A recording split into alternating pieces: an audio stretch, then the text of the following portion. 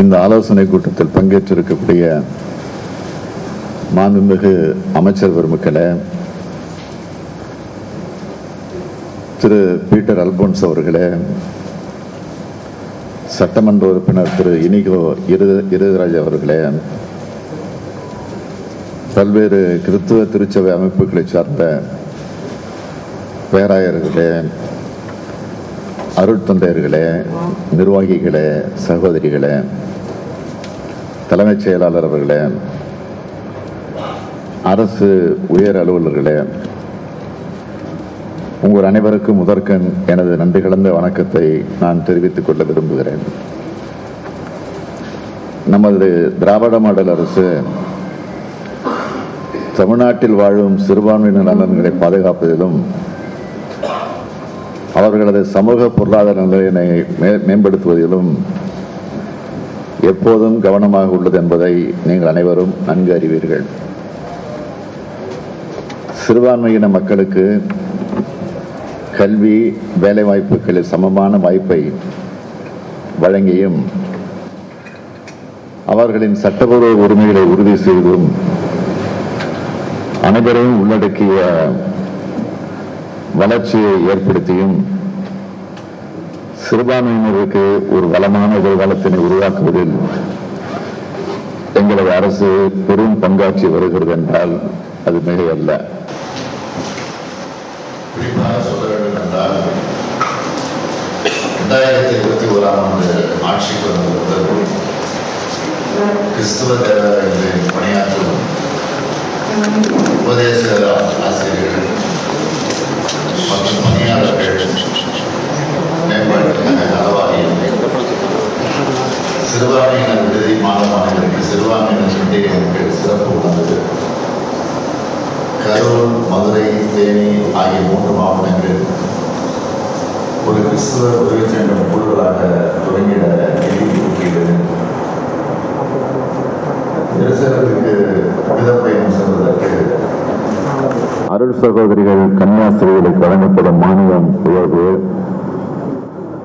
தமிழ்நாடு சிறுபான்மையினர் பொருளாதார மேம்பாட்டுக் கழகத்தின் மூலம் அதிக கடன்கள் என நமது திராவிட மாடல் அரசின் சார்பில் கிறிஸ்துவ மக்களுக்காக எண்ணற்ற அறிவிப்புகளை வெளியிட்டு செயல்படுத்தப்பட்டு வருகின்றன. இதற்கெல்லாம் மணிமகுடமாக கிறிஸ்தவர்களாக மதம் மாறிய ஆதிதிராவிடர்களுக்கும் இடஒதுக்கீடு உள்ளிட்ட சலுகைகளை வழங்கும் வகையில் இந்திய அரசியலமைப்பு சட்டத்தை திருத்த வேண்டும் என தமிழ்நாடு சட்டமன்ற பேரவையில் கடந்த ஆண்டு ஏப்ரல் மாதம் தனி தீர்மானம் கொண்டு வந்து நாங்கள் நிறைவேற்றியுள்ளோம். இப்படி எண்ணற்ற திட்டங்களை முத்தமிழறிஞர் தலைவர் கலைஞர் அவர்கள் காலந்தொட்டு நாங்கள் சிறுபான்மையினர் நலனை கருத்தில் கொண்டு திட்டங்களை தீட்டி அவற்றை செம்மையாக உறுதியோடு செயல்படுத்தி வருகிறோம். அந்த வகையில் இங்கே நீங்கள் தெரிவித்திருக்கிற கருத்துக்களின் அடிப்படையிலும் கோரிக்கைகளின் அடிப்படையிலும் அரசு சார்பில் நாங்கள் எடுக்க உள்ள நடவடிக்கை குறித்து உங்களுக்கு கோடிட்டு காட்ட விரும்புகிறேன்.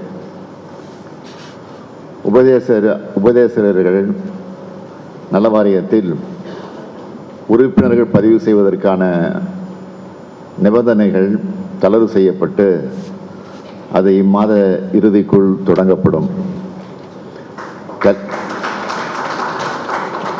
கல்வி நிறுவனங்களுக்கு சிறுபான்மையினர் அந்தஸ்து சான்றிதழ் பெறுவதற்கு இணைய வழியில் விண்ணப்பித்து சான்றிதழ் பெற்றுக்கொள்வதற்கான வெப் போர்ட்டல் இந்த மாதத்திற்குள் நடைமுறைக்கு கொண்டு வரப்படும் என்பதை மகிழ்ச்சியுடன் தெரிவித்துக் கொள்கிறேன். கிறிஸ்தவர்கள் ஜெருசலேம் புனித பயணம் செல்வதற்கு அரசு நிதி உதவி வழங்குவதற்காக திருத்தி அமைக்கப்பட்ட வழிமுறைகளும் ரிவைஸ் கைட்லைன்ஸ் இம்மாத இறுதிக்குள் வெளியிடப்படும். கிறிஸ்துவ கல்லறைகளில் மீண்டும் ஒரு உடலை அடக்கம் செய்வதற்கு தற்போதுள்ள விதிகளை தளர்த்தி சவப்பெட்டி இல்லாமல் புதைக்கப்பட்ட இடத்தில் 12 மாதங்களுக்கு பிறகு வேறு ஒருவரின் சடலத்தை புதைக்க அனுமதி அளிக்கும் ஆணையையும் மரத்தினால் செய்யப்பட்ட சவப்பெட்டியில் புதைக்க மத சிறுபான்மை நிறுவனங்களுக்கான சான்று 5 ஆண்டுகளுக்கு ஒருமுறை வழங்கப்பட்டு வரும் நிலையில் இனி அந்த சான்று நிரந்தரமாக வழங்கப்படும் என முதலமைச்சர் மு.க. ஸ்டாலின் அறிவித்திருக்கிறார். இது தொடர்பாக அவர் செய்தியாளர்களை சந்தித்த அந்த காட்சிகளை பார்த்தோம்.